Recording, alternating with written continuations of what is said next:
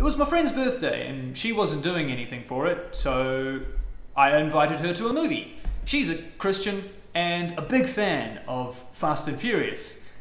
So we went to see Fast and Furious 8. She loved it, and I thought it was a very well-made film. The storyline, revelations, the character development, the special effects especially. It was a good film. But is it a good film for a Christian to watch? Here's the thing, its genre actually affects the entire experience. Because it draws people in for its violence, it lives up to that, and it's as much about action as it is about the story. So any message that it sends, its message simply being that family is important and you should trust them, is overshadowed by muscly men taking out bad guys. And the idea of bad guys is really important because it justifies the main character's actions. Should Christians condone violence against bad guys? It features in almost every blockbuster. I've been thinking a lot about Joshua and David and their conquests against the Canaanite nations. This was an exceptionally ordained time for God to use his people to end evil through war. What we see in movies is protagonists playing God, people ordaining whether or not someone deserves a punch in the face. Usually, it's any sinner that gets in the way. More than this, anyone who works for the team that you're fighting against deserves to die.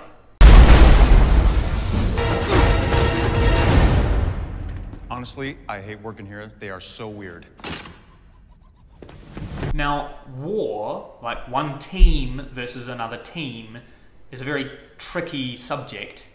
But in the Bible, it's only when God decrees. David, the son of Jesse, is a good example of someone who doesn't take God's justice into his own hands. I could talk about when David spares Saul's life, but a better example is when this dude called Nabal doesn't repay David for protecting his flock. David gets so steamed up at this that he vows to destroy Nabal and all of his possessions.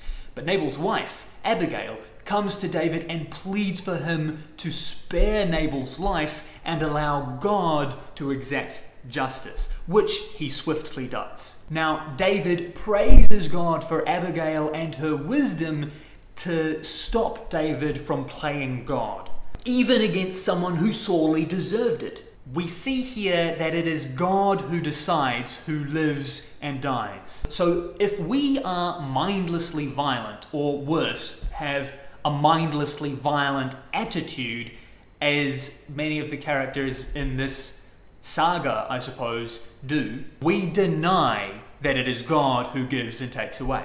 Going one step further, if you surround yourself with movies that depend on violence for ticket sales, you may cultivate a violent attitude in your heart. We have to be cautious even with family blockbusters. I mean, I remember loving Guardians of the Galaxy Volume 2. It's fantastic and hilarious.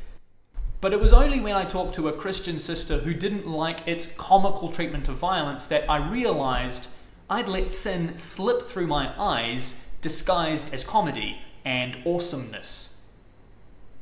The trouble is, violence is awesome by definition, but that doesn't mean it's good. No matter the context, we need to let God's opinion shape ours. That is watching movies through a Christian lens.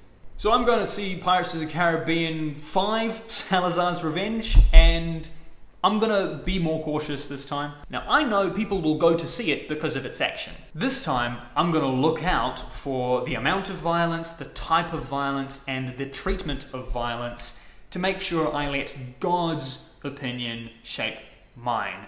Not Hollywood's, not my heart's, but God's. If you want to see that, you can click here to subscribe. You can click here to watch my Guardians of the Galaxy Volume 2 analysis. You can click here for some more Christian advice.